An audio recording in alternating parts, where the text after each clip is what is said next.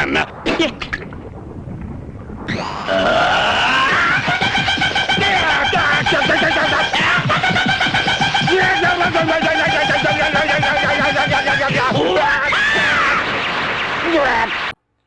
going on, everybody? It's your boy back with another reaction video. Now we're reacting to 3 terrifying true stories that took place during snowstorms. For some reason, snowstorms, I always find them pleasant, like thunderstorms. Like, I like thunders. I used to be deathly afraid of thunderstorms in the dark. I was so scared of it until one day, as I'm tired of being afraid of this. I was just tired of it. I think I was like 6, probably not even that old. Yeah, I might have been 6. I think I was around.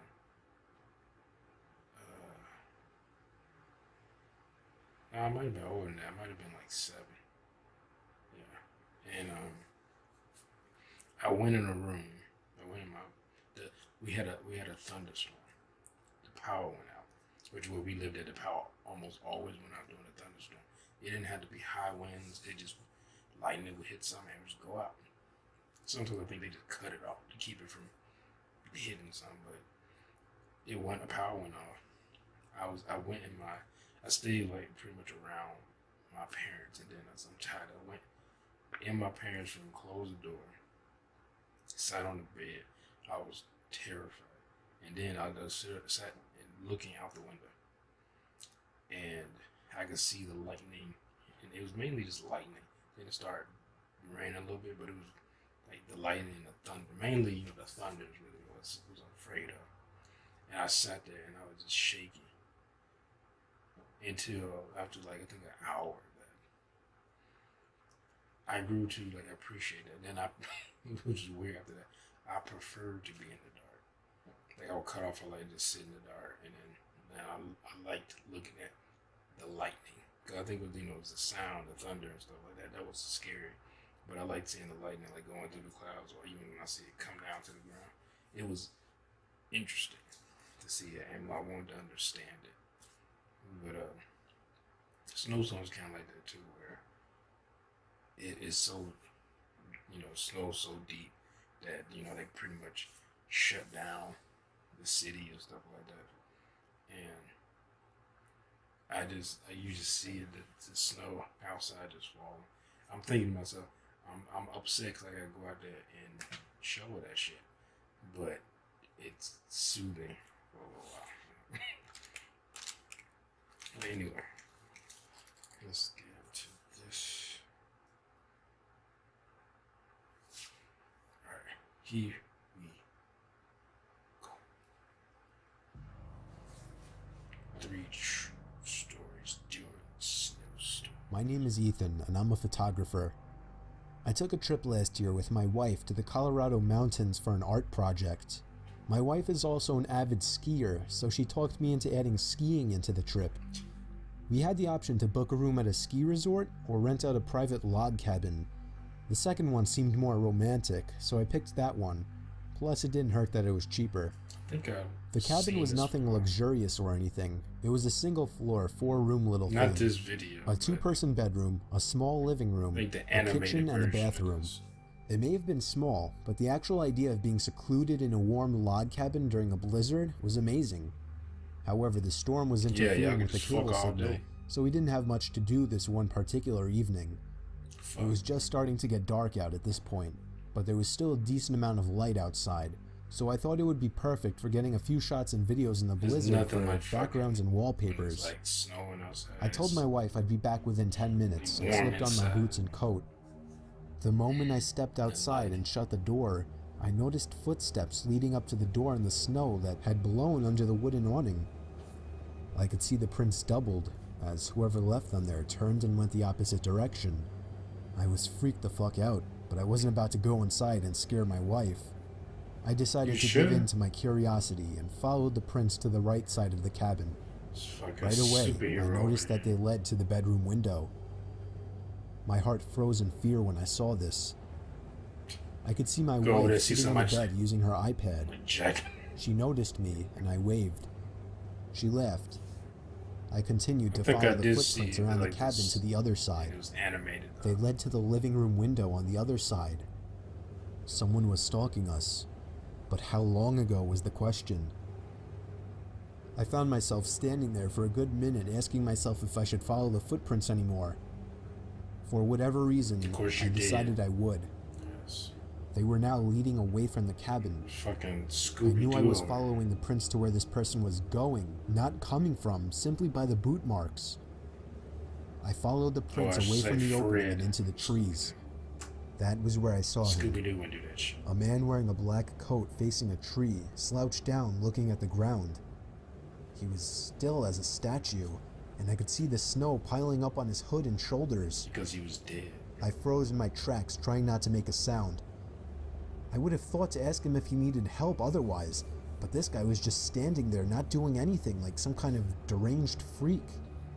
I started to gradually move backwards down, without even Nate. turning around, making sure this man didn't turn around or notice me. When I got at a visual distance, I turned around and stomped through the snow back to the cabin.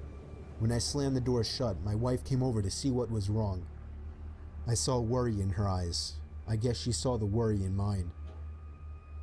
She knew I saw something, and after a few minutes of harassment, I finally told her what I saw.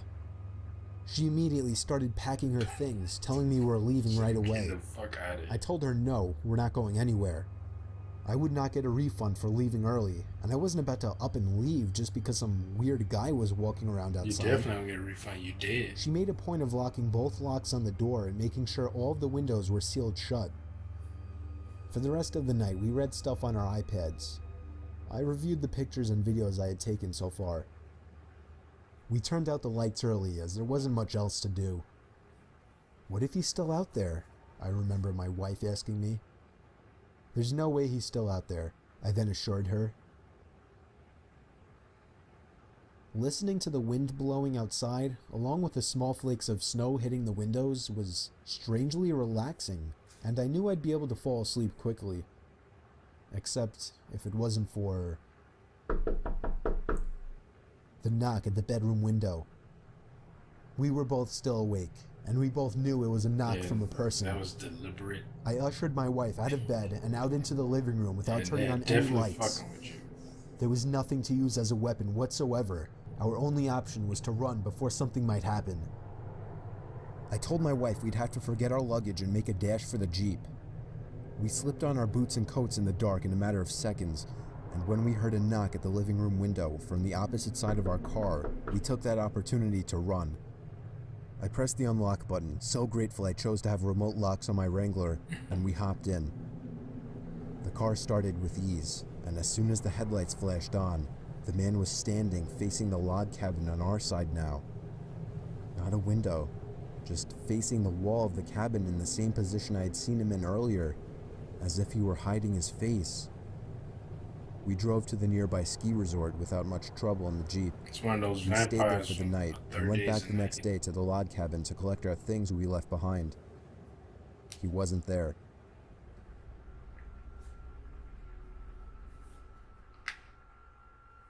I don't want to watch that movie. I ain't When I was watched that movie 17 years old and I was home These alone, 12 coincidentally on the night that I 12 tried years? pot for the Wow. first time, I experienced the most horrifying moment of my life. It was mid-December, during a late fall snowstorm. I was in my room with some movie on in the background, Mrs. Doubtfire if I recall correctly, though I wasn't paying attention to it. I was trying to figure out how to properly inhale How without do you coughing. not pay attention I to think I this spent Delphi? about half an hour breathing in smoke Movie's from great. that pipe, yet I couldn't even tell if I felt any different.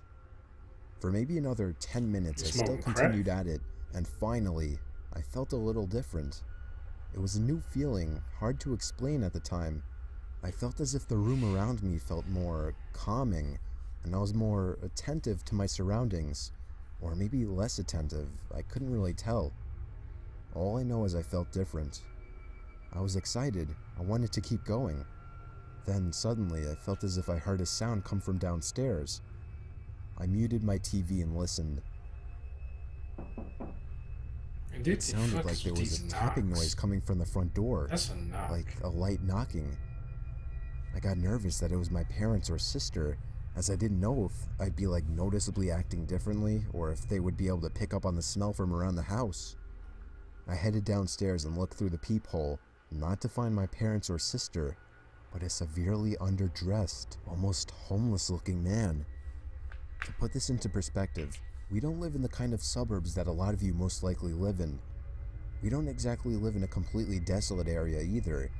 We have neighbors, but houses are about 200 yards apart from each other, which doesn't sound like much, but Damn. it's a decent distance. 200 yards, that's So on a two dark, football stormy fields. night like this, where we live, with some random dirty-looking man who I'd never seen before standing on my porch, I naturally pretended I wasn't home. Mississippi, that it was, I stood there and kept watching through the apart. peephole as the guy stayed put, proceeding to knock on the door again, this time louder.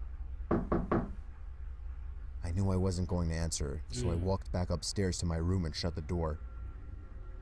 In a sense, I felt bad, but I would never let a stranger into my house, and I couldn't imagine what else he could have wanted other than to be let in. Time passed as I continued hitting the pipe, getting more adjusted to it and starting to really feel its effects. I felt like my mind was wandering, forgetting I was even laying in my bed, or even in my bedroom for that matter, when there was a loud thud at my window. I jumped up quicker than a mousetrap when I heard it. It sounded like a rock had hit my window. I shut off the TV now, the only source of light in the bedroom. Now it was pitch black. It took me a while to connect this with the man who was at the stoop. He was out there, I was in here. There's nothing he could do to me, I somehow assured myself. However, being high only made me more paranoid and afraid of every little noise. In fact, I seemed to be more alert to every sound, even the small little house noises like random cracks in the walls. Nothing happened after a few minutes, and being in the pitch black darkness kind of tired me out. That, and apparently I just learned that pot puts you to sleep more effectively than sleeping pills. I awoke sometime later, thinking it must have been like 3 in the morning, but I looked at the clock, and it said it was only 1:45. I had only been asleep for like 20 minutes. I sat up thinking I heard something from down in the den. I rubbed my eyes, and then remembered the man. My heart started racing again. I was about to get up when I realized something. Across the room, there was something beyond my half-open door. I leaned in and squinted my eyes. There was somebody peering into the room at me from behind the door. I let out the most horrified and gut-wrenching scream possible as the person then emerged from the door and started walking over to my bed in the dark. How are these people getting in your fucking house? I just need a warm place to stay. I had no choice but to shove him to the floor when he made it to my bed. It was then that I realized he was a very skinny and weak man. I was able to drag him up and push him to the front door with force. He tried to fight and resist, but he was too weak to do anything. He was crazy. I could see it in his eyes. I shoved him outside and locked the door, and then called the cops. I stayed downstairs where he had broken the glass to get inside, just to make sure he couldn't get back in. When the cops arrived, they found him sitting in my front bushes, curled up in a ball. They took him to the station, and he was no longer my problem. So do I feel bad about this today? I guess I do a little. He was undoubtedly crazy, but I don't know how dangerous he was. It was still either way the scariest experience of my life. I just need a place to stay. Why are you in my room in the closet looking at me? When I was younger, me and my friends would always have big manhunt games in the snow. This one January night when we were 13 and there was this crazy blizzard going on, we continued our tradition. We had a group of 6 people playing, 3 on each team. The game was more or less tag, but it involved hiding and running to an assigned safe point, which for us was the front stoop.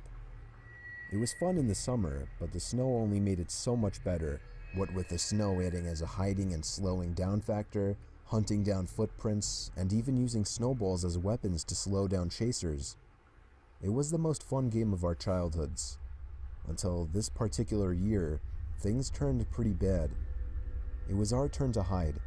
I'll give you the names of my teammates to make things more easy to follow. Dan and Christian. Dan hopped the fence to someone's backyard on the other side of the block. which wasn't really cheating as we had no limits with this game. Christian jumped on top of my other friend's shed in the backyard and hid behind the sloped roof. I thought I'd be sneaky and started running all around the backyard to create a seemingly endless trail of footprints. When our friends from the other side of the house announced that they were coming, I had to think quickly. I did something that wasn't too pleasant. First, I signaled for Christian atop the roof to run if I were to run myself, and then I hopped in the bushes and lay flat in the snow. Two of the others entered the backyard and started analyzing the crazy footprint path I created. I knew it would lead to me though, so I had to be ready to run if they got close. They were getting closer to the bushes I was hiding in, so Christian jumped down from the shed into the snow and darted for the front lawn. The two chased after him in both directions. I knew the stoop would be guarded right now, so I took this opportunity to better hide myself. I decided to follow Dan's approach and hopped onto the roof of the shed, then over the fence to that backyard on the other side of the block. I didn't see Dan anywhere though. I looked for his footprints, but quickly found some other kind of tracks in the snow. By the fence were a few boot marks from where Dan must have landed, but then quickly the marks turned to a steady trail of something being pushed or dragged through the snow. Oh boy. I followed the trail to the back door of the pitch black house, and then it stopped. I quickly put two and two together, and my heart sank. I turned and headed back for the fence to hop over and call for my friend's parents, but about halfway across the yard, I heard the sliding door to the house open, and someone wearing a black coat with a hood covering their face emerged and started stomping over to me. I screamed like a girl as I pulled myself up over the fence, just barely making it before he could grab my legs. All my friends came running into the backyard. Then shortly after, my friend's parents came out the back door. I told them what happened, and the mom phoned the police, while the dad stormed to the other side of the block with a gun and knocked on the door. There was no answer, so he let himself in as we watched. The door was unlocked. He had us wait outside, and within a few minutes, came out with Dan in his arms. He was knocked out. His face looked red and wounded, as if he were hit in the face by a shovel or something. Sheesh. There was no car in the driveway, indicating the guy left when I escaped his yard. He never returned to his house, and I'm pretty sure he's still wanted by police to this day. It just goes to show, anybody out there, even your next door neighbor, may be a predator, just waiting for an opportunity to strike. Yeah, but that's crazy. You would think he would know that, these kids are out here playing. If I just randomly take one, they're going to realize that they're missing. And especially if they saw him jump over into your yard, and then they look over there and he's not there, he didn't come back. They're gonna come in your house, they're like it's just, people don't think, all they're thinking about is their own desires or what they want. And he was like, he was like 2 for 2. I gotta get two boys and make them my sex slave or whatever. Maybe he's gonna eat them or something. I don't know. That's why I never really jumped in other people's yards. I've done it, like running from somebody, but it was never like jump in their yard and hide in their yard. I was going through their yard to the other side and then jumping that fence into another yard or into the alley or something. Like it was never, I'm gonna go hide in on this person's property, because I've been chased out of people's yards. Like I run through it and people will come out like, get the hell out of my yard. Literally, like, we don't even pay attention, that we just keep running. I had one guy, he's an Asian guy. He let his rock wall go on us in his yard. We had jumped into his yard because we were doing like a basketball up, and it's like we had like a crate, a plastic crate, and they had nailed it to a telephone pole, and we was playing basketball in the alley. One of the older kids ended up throwing the ball up in the air. It went over this man's fence. This man had like an extra high fence. His fence looked like it may have been 15 feet high. It was bigger than any other fences, and he had it like all like around his yard. And he had a rock wall. Because every time we was in the alley, the rock wall would just be sitting at the fence just barking nonstop, just barking. And when you threw it over the fence, for some reason, me and two of my other friends, one of the kids that was my older brother's friend. So he was like, I can't remember exactly how. I remember he was living at. Can't remember exactly how. He had to be. If I'm thinking about my age at the time, he had to be maybe from 10 to 12. My brother's like 6 years older than me, so he had probably like from 10, 11, or 12 years old. And he jumped over there. And then me and mother, we climbed the fence. So that was back when we could scale the fence really fast. Even a tall fence like that.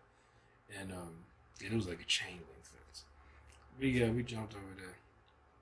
The ball had went kind of deep into his yard. Got into his yard. I stayed at the fence. That man came out and said, "Get the hell out of here." He had like an accent. He had like an Asian accent. And the older kid had the ball. He took off running. This man let his rock wall go. That was in his house. And his rock wall. Just I don't know if he let it go or just ran past him. That thing ran. We jumped up. We climbed that fence so fast. And we didn't even climb down on the other side. I just jumped off the top of the fence, and they did too.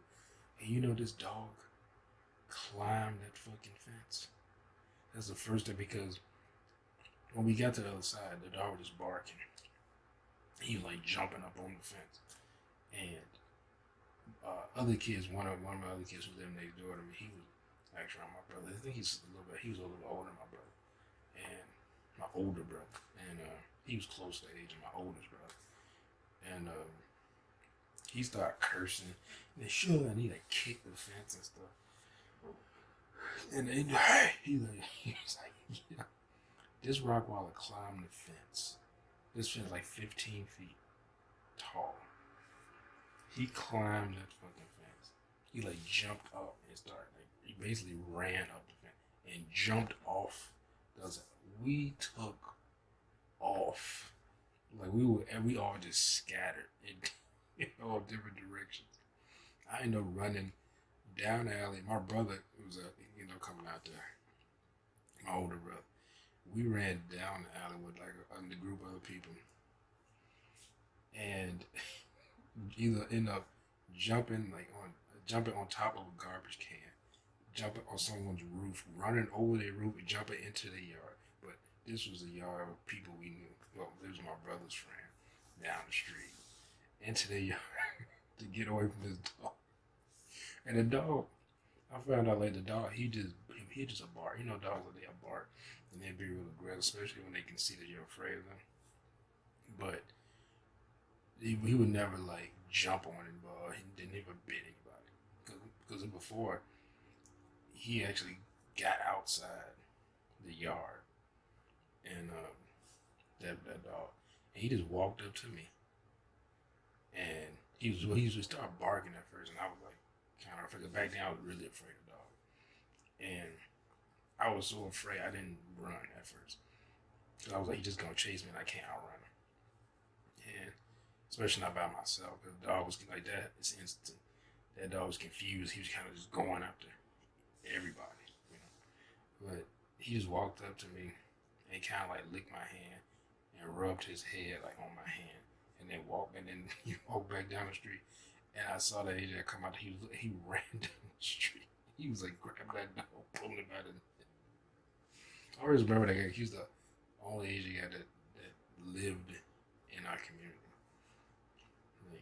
Because I don't know where he worked at, because everybody else there was but mainly black. We had a few white people in that neighborhood, but they were old white people. And Because before it used to be mostly white people, and then the white people, of course, moved down, and black people moved in. But it was like a few older white people there, which they ended up getting robbed. And everybody in that neighborhood was pissed off.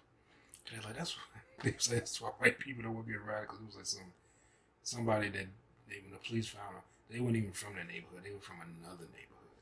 And they just happened to see I guess they just happened to see these old white people, because it was a man and woman, and just decided they were going to rob them. And I think he ended up knocking the old man down or something. Yeah, like they said, because this was somebody told me. He had like a gash or something on his head. But anyway, yeah, that's my story. So I hope you all enjoyed my reaction. If you did, hit that thumbs up button down below. Hit that notification bell if you want to be notified when I upload new videos. Subscribe if you're new here. Comment down below. Share this video on your various different social media platforms. And I'll see y'all next time. Peace.